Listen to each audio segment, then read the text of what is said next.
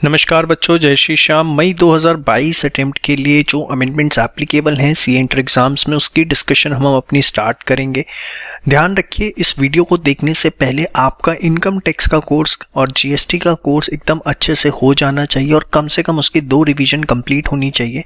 तभी आपके लिए ये जो है अमेंडमेंट वीडियो सक्सेसफुल है, कामयाब है और आपको समझ में आएगा कि चेंजेस कहाँ पर आए हैं।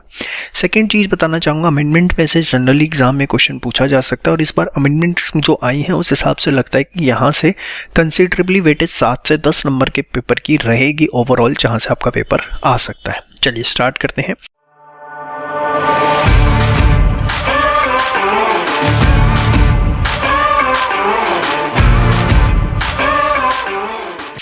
सबसे पहले fair market value in case of slump sale. देखिए, जब आप कैपिटल गेन्स का सेक्शन पढ़ते हैं वहाँ एक सेक्शन आता है आपका 50B, जिसके अंदर हम बात करते हैं कि अगर स्लम सेल में आपने किसी अंडरटेकिंग को ट्रांसफ़र किया है। याद दिलाना चाहूँगा, स्लम सेल के अंदर हम किसी इंडिविजुअल असेट की वैल्यू को जो है असाइन नहीं करते हैं, पूरी की पूरी अंडरटेकिंग की वैल्यू लगाई जाती है और उसे ट्रांसफ़र कर दिया जाता है। तो बदलाव क्या आया है, जनरली हम जब क्वेश्चंस करते थे तो उसमें हमें full value of consideration given होती थी, लेकिन जो अब फुल वैल्यू ऑफ कंसिडरेशन है वो क्या होगी, that will be the fair market value of capital assets transferred.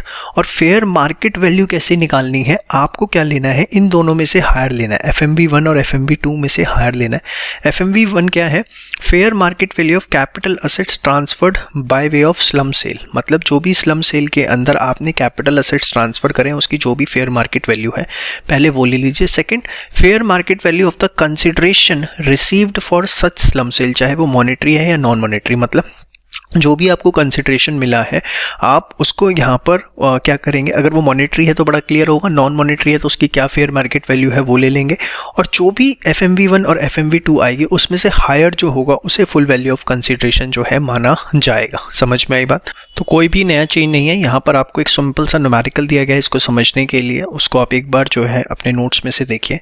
ठीक है, ये सारा PDF आपको दे दी जाएगी। ठीक है, PDF से सारा एक बार आप रीड करेंगे, प्रिंट आउट जरूर ले लीजिएगा क्योंकि यहाँ से 7 से 10 नंबर का पेपर आता है। ठीक है, एक सिंपल सा न्यूमेरिकल यहाँ पे आपको दिया है, इसको आप अपने लेवल पे रीड करेंगे।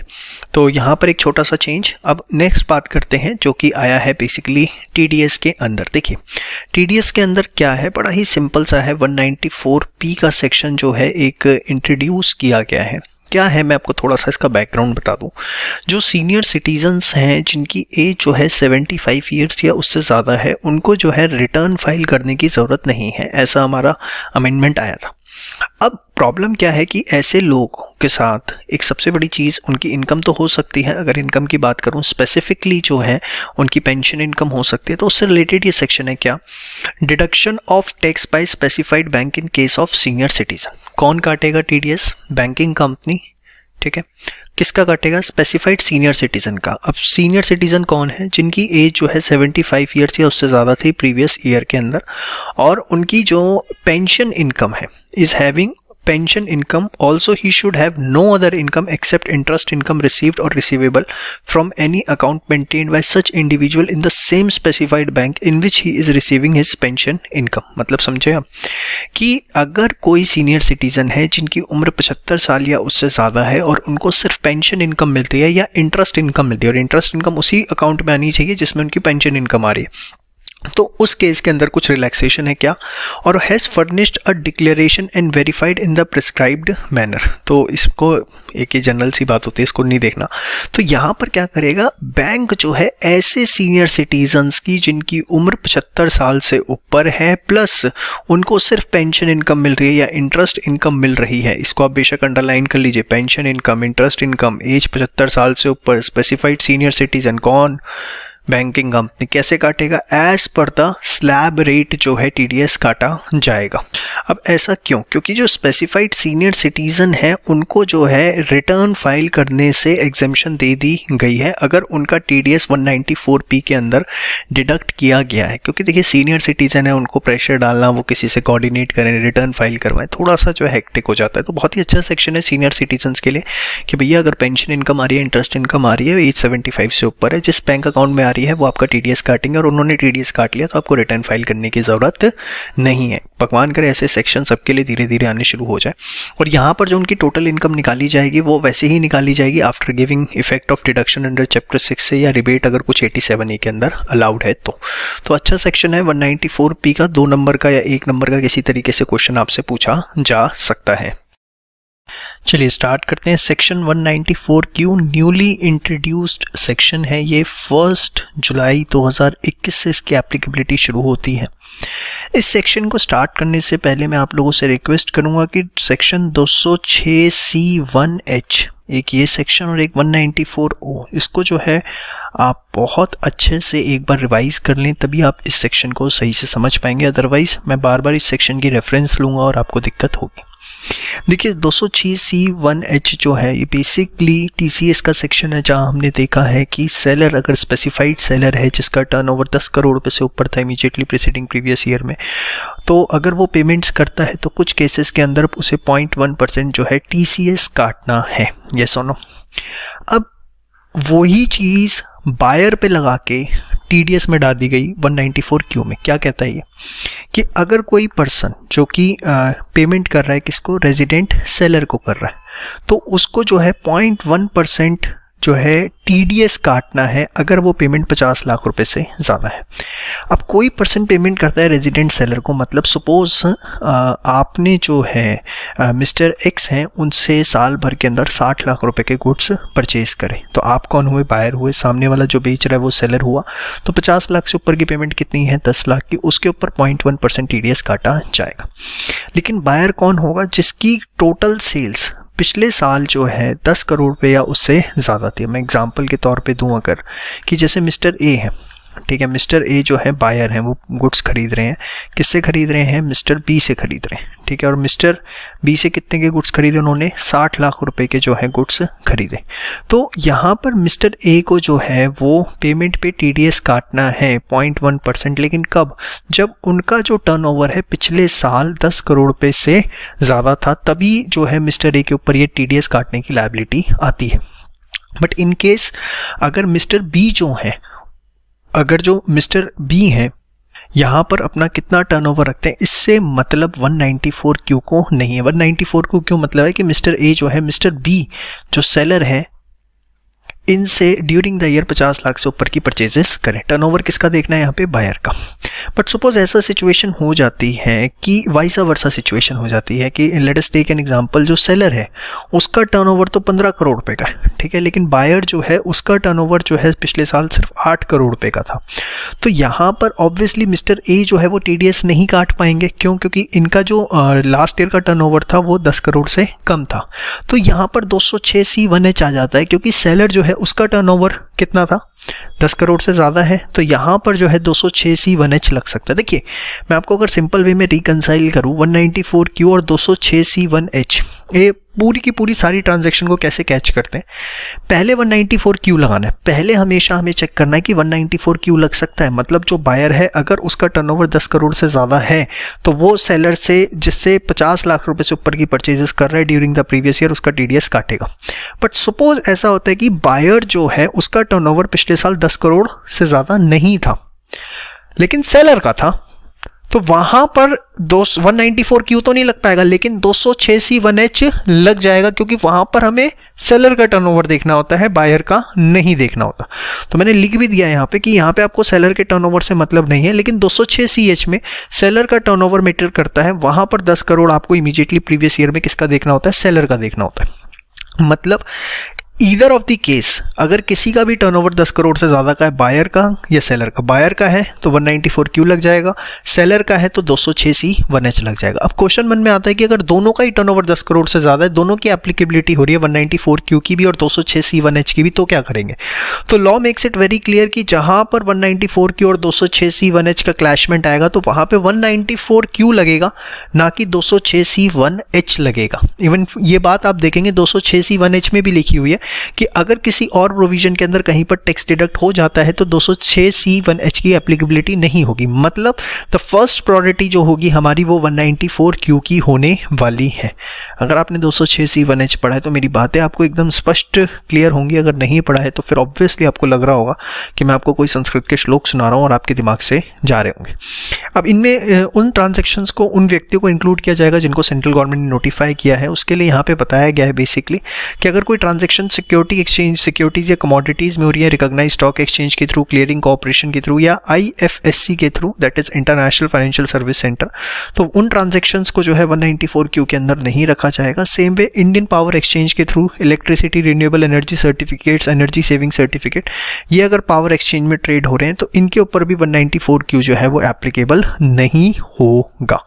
बहुत ही सिंपल सेक्शन है, प्रोवाइडेड 206C1H जो है अच्छे से दिमाग में हमारे बैठा हो। इसके बाद 2021-22, जैसा कि मैंने आपको बताया कि इस प्रोविजन 1 जुलाई 2021 से एप्लीकेबल होते हैं, तो यहाँ पर आपको क्या देखना है कि पहले 2 केस हो सकते हैं कि 50 लाख या उससे ज़्यादा ही 1 अप्रैल 2021 से 30 जून 2021 के बीच में पे कर दिए गए, तो TDS on all payments from 1 जुलाई। मतलब सपोज अप्रैल से लेके जून तक, अप्रैल से लेके 30 जून तक जो है मिस्टर ए ने मिस्टर बी को पेमेंट करी, ठीक है, और ये पेमेंट कितनी थी, ये पेमेंट थी से 70 लाख रुपए, ठीक है, तो इस पे कोई TDS लगाने की ज़रूरत नहीं है। लेकिन 1 जुलाई से अब जितनी भी पेमेंट होगी, चाहे वो 10 लाख की होगी, चाहे 8 लाख की होगी, चाहे 1 लाख की होगी, सबके ऊपर जो है वो TDS काटेंगे। कितना काटेंगे? 0.1% से TDS काटेंगे। समझ में आ गई बात? अब अगर 50 लाख रुपए से कम पे किया है 1 अप्रैल 2021 से 30 जून 2021 के बीच में, तो TDS on payments above 50 lakh on aggregate basis. मतलब क्या है, सपोज अप्रैल से लेके 30 जून के बीच में जो है 40 लाख की पेमेंट हुई थी, ठीक है, और 30 जून के बाद 31 मार्च तक जो है लेट से आपकी जो है टोटल होती है 90 लाख की पेमेंट होती है, ठीक है, तो यहाँ पे 90 लाख पे TDS नहीं काटना। कितनी की पेमेंट हुई है? 40 लाख की, तो 50 लाख से ऊपर वाले अमाउंट पे TDS काटना है। तो 40 लाख ये, 10 लाख और ले लो, कितना हो गया? 50, तो 90 माइनस 10 लाख जो TDS कटेगा वो कितने पे कटेगा? 80 लाख रुपए पे जो है वो TDS कटने वाला है, क्योंकि यहाँ पे 10 लाख अभी बचे हुए थे, तो यहाँ पर आपको उसका बेनिफिट मिल जाएगा। लेकिन इस दौरान 50 लाख से ऊपर की पेमेंट हो गई तो कोई TDS काटने की ज़रूरत नहीं है। फिर 1 जुलाई से ऊपर जो पेमेंट्स होंगी उसके ऊपर ही 0.1% से TDS कटेगा। अच्छा पॉइंट है, यहाँ पे क्वेश्चन फंसाने की कोशिश कर सकता है एग्जाम में, ठीक है। एक ये न्यूमेरिकल आपको बना के दिया है, बहुत ही अच्छा न्यूमेरिकल बना के दिया है, जो बात मैंने अब आपको समझाई है यहाँ पर कि कब 206C1H लगेगा और कब 194Q लगेगा। तो मैं चाहूँगा आप इसको अपने लेवल पे जो है अच्छे से देखें, ताकि आपको किसी भी प्रकार का कोई कन्फ्यूजन जो है वो ना हो। एग्जाम्पल बनाया है, ये कोई बुक के अंदर नहीं है, सेल्फ क्रिएटेड एग्जाम्पल है, जस्ट आप इसे रीड करिए, आपको सब समझ में आ जाएगा। नेक्स्ट, GST परचेज रिटर्न का क्या एडजस्टमेंट कर सकते हैं। देखिए, हमने देखा कि 50 लाख से ऊपर की पेमेंट्स हैं उसके ऊपर TDS काटना है। तो सपोज अगर एक इनवॉइस जनरेट हुआ, वो 60 लाख रुपए का इनवॉइस है, उसमें 12 लाख रुपए का GST है, तो सपोज टोटल होता है 72 लाख। तो ये अमाउंट है इंक्लूडिंग ऑफ GST, ठीक है। तो और ये है आपकी सेल्स वैल्यू, ये हो गया आपका GST। तो जो TDS कटेगा, TDS 194Q के लिए आपको देखना है वो कौन सी वैल्यू देखनी है, 60, 12 या 72। तो this section makes it very clear कि आपको जो अमाउंट लेना है that will be including of GST जो है आपको अमाउंट लेना है। तो आप मान के चलिए 72 लाख पॉइंट ऑफ व्यू से ही आप सारी की सारी जो चीज़ें हैं वो देखेंगे। सेकंड चीज़, अगर किसी तरह का परचेज रिटर्न हो जाता है, सपोज इस 32 लाख में से 22 लाख के गुड्स रिटर्न कर दिए गए, तो section makes it very clear कि देखिए जो पेमेंट है वो कब होती है, at the time of payment और credit whichever is earlier. Tax जो है उस समय काटा जाता है जब पेमेंट हो या credit whichever is earlier, तो और वो ऑलरेडी हो चुका है, तो TDS तो 72 लाख के हिसाब से ही देखा जाएगा। लेकिन बाद में अगर परचेज रिटर्न होती है 22 लाख रुपए की या कुछ भी XYZ अमाउंट की, तो उसे फर्दर परचेजेस जो होंगी उसके अंदर जो है एडजस्ट किया जा सकता है। लेकिन जो ऑलरेडी एक अमाउंट डिसाइड हो चुका है उसके अंदर आप कुछ नहीं कर सकते, वहाँ पे 72 लाख के ऊपर ही TDS की कंप्यूटेशन की जाएगी and must be including of GST। Got it. तो एक न्यूमेरिकल आपको यहाँ पे दिया गया है, इसको आप करिएगा, आपको समझ में आएगा।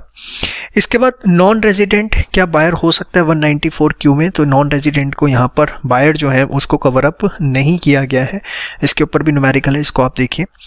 Whether tax is to be deducted when the seller is a person whose income is exempt, ये बहुत इंपॉर्टेंट पॉइंट है। सपोज मिस्टर ए जो है वो गुड्स परचेज कर रहे हैं मिस्टर बी से, ठीक है ना, और मिस्टर बी की जो है वो 100% एग्रीकल्चर इनकम है, जो कि हमें पता है एग्जेम्प्ट फ्रॉम टैक्स होती है, और इन्होंने इससे साल भर के अंदर 2 करोड़ रुपए के गुड्स जो है वो परचेज कर ली, तो क्या टीडीएस के प्रोविजंस लगेंगे। तो ये देखिए, अगर सामने वाला व्यक्ति जो है, अगर उसकी सारी की सारी इनकम जो है एग्जेम्प्ट फ्रॉम टैक्स है, नॉट पार्टली, सारी की सारी अगर इनकम एग्जेम्प्ट फ्रॉम टैक्स है, तो वहाँ पर जो है इस 194Q की कोई एप्लीकेबिलिटी नहीं होगी। देखिए यहाँ पर लिखा भी है, would not apply on purchase of goods from a seller who has a person is exempt from income tax under the act, like person exempt under section 10 और under any other act passed by parliament. तो ये बात जो है आपको इसके अंदर ध्यान रखनी है।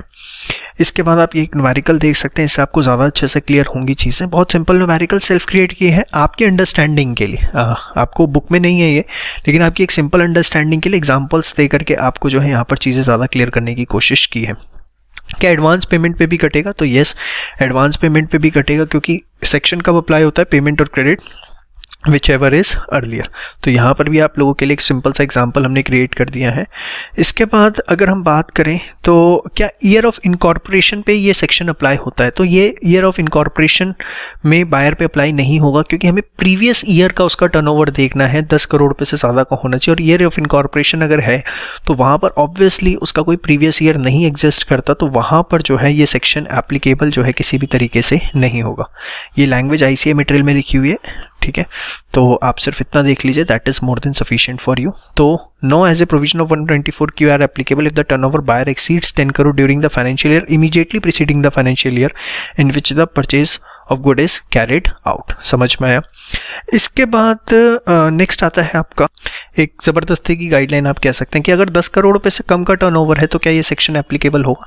देखिए, हमें इमीडिएटली प्रीवियस ईयर का जो है टर्नओवर देखना है, अगर वो 10 करोड़ से ज़्यादा है तो ही ये सेक्शन एप्लीकेबल होगा। इमीडिएटली प्रीसीडिंग ईयर का टर्नओवर अगर 10 करोड़ से कम है तो ये सेक्शन एप्लीकेबल नहीं होगा। करंट ईयर के टर्नओवर से हमें कोई भी लेना देना नहीं है, ये बात आप ध्यान रखिएगा। No relationship with current year turnover, ठीक है ना।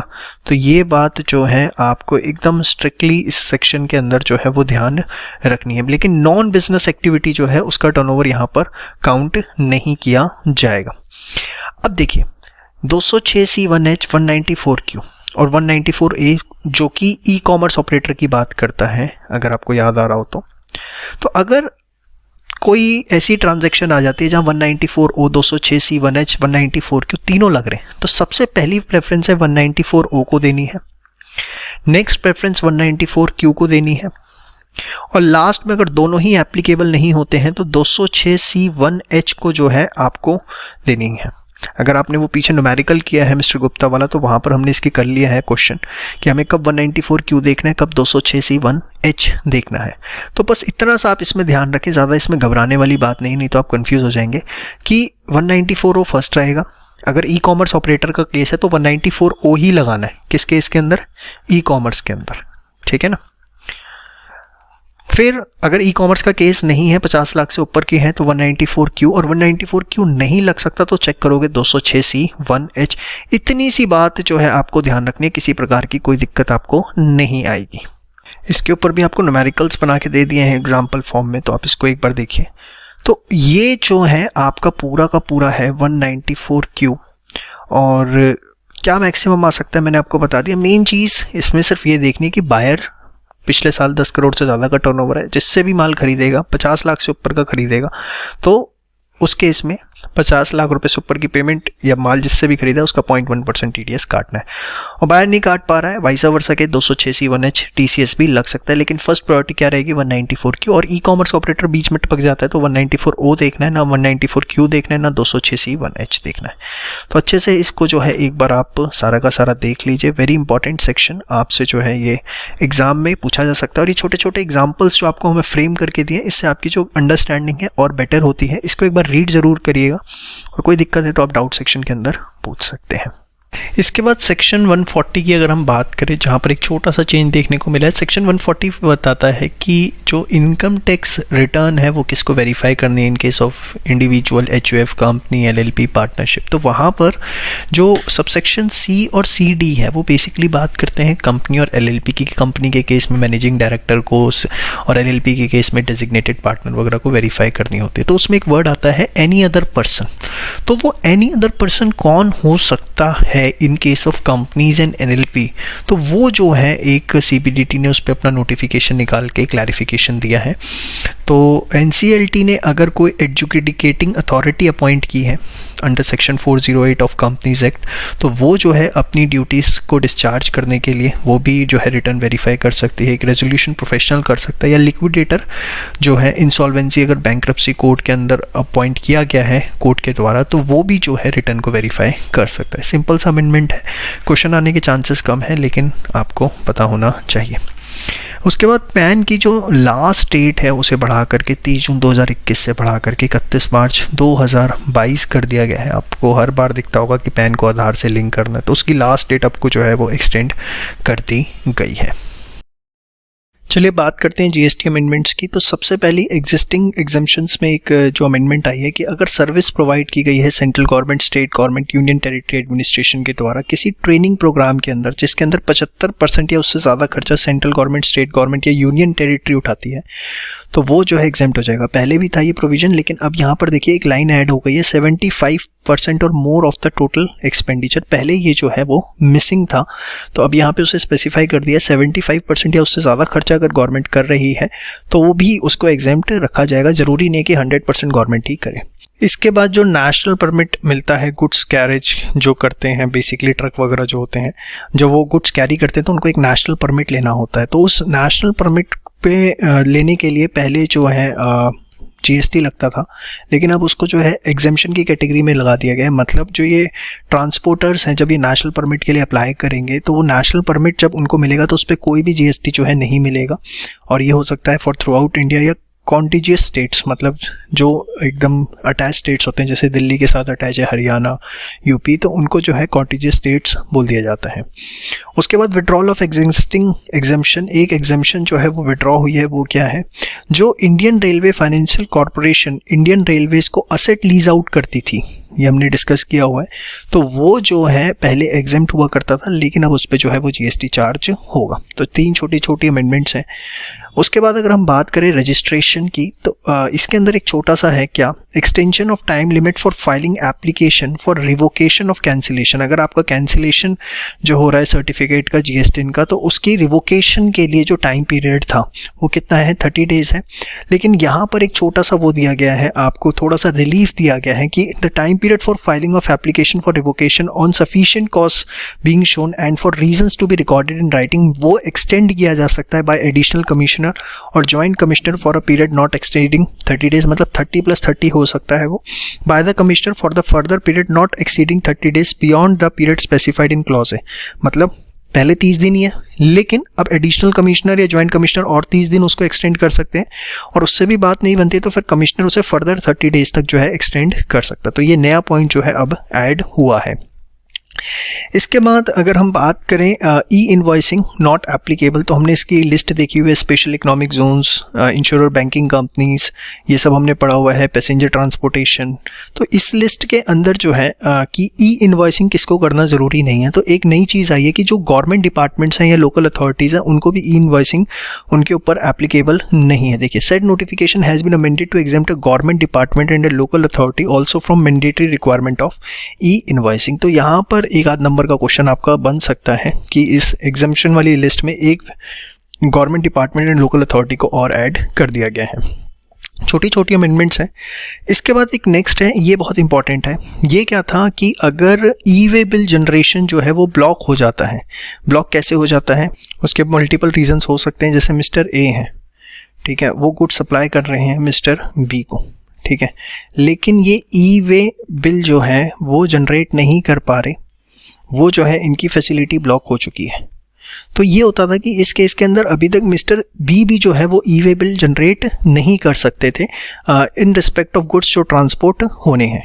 लेकिन यहाँ पर प्रोविजंस को जो है अमेंड किया गया और क्या बोला गया है कि अगर मिस्टर ए उनके e way bill generation facility block हो गई है और उन्होंने गुड्स भेजने हैं मिस्टर बी को, तो यहाँ पर फिर मिस्टर बी जो है वो ई वे बिल जनरेट कर सकते हैं। ये देखिए, if a person GSTN is not eligible और block to issue e way bill as supplier but he can get the e way bill is as recipient और transporter. In other words, suspended GSTN that is supplier can not generate e way bill as supplier, however the suspended GSTN can get the e way bill generated as recipient और as transporter. मतलब mister B e way bill generate करके mister ए को दे सकते हैं। आप मेरी बात समझ में आ गई?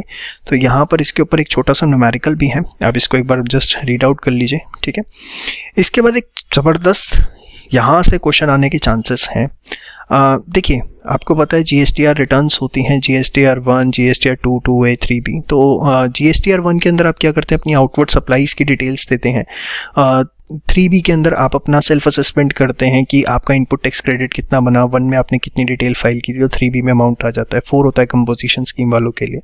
तो यहाँ पे पेनल्टी होती थी, तो अब वो पेनल्टी जो है उसको थोड़ा सा रैशनलाइज किया गया है, क्योंकि पेनल्टी क्या थी, पहले 100 रुपीज़ पर डे के हिसाब से लगती थी। थोड़ा सा इनजस्टिफिकेशन हो जाता है, क्योंकि कई बार स्मॉल बिजनेसमैन के पास उतनी वर्किंग कैपिटल नहीं होती है, कुछ कारण हो जाते हैं जिसकी वजह से GSTR रिटर्न डिले हो जाती है। तो यहाँ आपको बताया गया अब क्या पेनल्टी लगेगी। तो अगर आपकी आउटवर्ड सप्लाईज नील है या GSTR 3B में आपका टैक्स नील बनता है, तो मैक्सिमम 500 रुपये की पेनल्टी लगेगी आपको। लेट फी जो लगती थी वो 500 रुपये लगेगी, ठीक है। इसके बाद registered person other than those covered in 1, मतलब ऐसे व्यक्ति जिनकी 3B के अंदर जो अमाउंट है वो नील नहीं आया, तो उस केस में हम देखेंगे उनका aggregate turnover preceding financial year में कितना था। अगर वो 1.5 करोड़ या उससे कम है तो पेनल्टी कितनी लगेगी, 2000 रुपये लगेगी, 1000 each under CGST and SGST। और अगर एग्रीगेट टर्नओवर 1.5 करोड़ से ज़्यादा है लेकिन 5 करोड़ या उससे कम है तो उसके अंदर कितनी लगेगी, 5000 रुपये लगेगी, 2500 रुपये each in case of CGST and SGST। और रजिस्टर्ड पर्सन है अदर देन 1 and 2, मतलब 1 and 2 ये मतलब नील वाला नहीं है, ये वाला भी नहीं है, मतलब टर्नओवर 5 करोड़ से ज़्यादा है। टर्नओवर जो है वो 5 करोड़ से ज़्यादा है, ठीक है। 5 करोड़ भी नहीं, 5 करोड़ से ज़्यादा। तो उस केस के अंदर जो है वो लेट फीस लगेगी एज स्पेसिफाइड अंडर सेक्शन 47, उस हिसाब से ही जो है आपकी फ़ीस लगेगी। तो यहाँ पर जो है लेट फ़ी कितनी लग सकती है उसको ले करके पूरा एक रैशनलाइजेशन प्रोसेस आपके सामने लाया गया है। देखिए, यहाँ पर एक चीज़ समझने की ज़रूरत है कि क्या ये फ्लैट अमाउंट देना है, नहीं, अमाउंट वही है ₹100 पर डे। कितना, 100 पर डे, आपको उसी हिसाब से देना है, उसके अंदर कोई चेंज नहीं है। लेकिन ये मैक्सिमम अमाउंट है जो आपको पेनल्टी देनी है, मतलब 100 पर डे है। सपोज 3B में आपकी रिटर्न नील थी, 10 दिन लेट हो गया, वैसे 1000 बनते थे, 500 से ज़्यादा नहीं देने, लेकिन 2 दिन डिले हुआ, 200 ही देने। यहाँ पर आपकी नील नहीं थी, लेकिन नील से ज़्यादा अमाउंट था, 1.5 करोड़ पे से कम का टर्नओवर था पिछले साल, 100 रुपये पर डे है, लेकिन मैक्सिमम कितना होगा, 2000। और 5 करोड़ तक है, 1.5 करोड़ से ज़्यादा है लेकिन 5 करोड़ तक है, तो मैक्सिमम कितना हो सकता है, 5000। लेकिन यहाँ पर मैक्सिमम की कोई लिमिट नहीं है। तो ये बात ध्यान रखनी कि ये जो लिमिट्स उन्होंने बताई हैं, ये मैक्सिमम लिमिट्स आपको जो है यहाँ पर बताई गई हैं, ठीक है। इसके बाद वही चीज़ GSTR 4 के लिए जो कंपोजिशन स्कीम वाले होते हैं, तो उनके लिए क्या है, maximum amount total tax payable अगर GSTR 4 में नील है तो मैक्सिमम 500 रुपये की पेनल्टी लगेगी। और रजिस्टर्ड पर्सन अदर देन 1 है, मतलब टैक्स अमाउंट नील नहीं है, तो यहाँ पे मैक्सिमम कितनी लग सकती है, 2000 रुपये की पेनल्टी लग सकती है। तो चलेगा वही जो सेक्शन 47 में लगता था। Total amount of late fee payable under section 47 of this onwards by registered person who fail to furnish this shall be as follow. तो total amount of late fee जो लग सकता है, मैक्सिमम लेट फीस जो लग सकती है, वो अब जो है इससे ज़्यादा नहीं लग सकती। उस चीज़ को जो है सिंप्लीफाई किया गया है, आप ये कह सकते हैं, पर तरीका वही है 100 रुपीज़ पर डे वाला। Got it. इसके बाद mandatory requirement of submitting reconciliation statement, एक नई चीज़ आई है। एवरी रजिस्टर्ड पर्सन जो कि इनके अलावा है, that is casual taxable person, non resident taxable person, paying tax under section 51, 52 input service distribute, इनके अलावा जितने भी हैं उनको एक सेल्फ सर्टिफाइड रिकंसिलिएशन स्टेटमेंट जो है अपनी देनी है। और ये सेल्फ सर्टिफाइड रिकंसिलिएशन स्टेटमेंट में क्या होने वाला है कि जितनी भी उन्होंने अपनी रिटर्न्स फाइल करी हैं उसके अंदर जो भी वैल्यू ऑफ सप्लाईज बताई हैं इन GST डिपार्टमेंट को, वो ही उन्होंने अपनी जो फाइनेंशियल स्टेटमेंट उन्होंने बनाई है उसी के अंदर उसी का सम वहाँ पर दिखाया गया है। मतलब ऑब्वियसली आप जीएसटी डिपार्टमेंट को बता रहे हो साल के अंदर 10 करोड़ की सेल हुई, अपने बुक्स ऑफ अकाउंट्स में दिखा रहे हो 15 करोड़ की सेल हुई, तो ऐसा नहीं हो सकता ना। जितना जीएसटी डिपार्टमेंट को बता रहे हो उतना ही आपके बुक्स ऑफ अकाउंट्स में होनी चाहिए।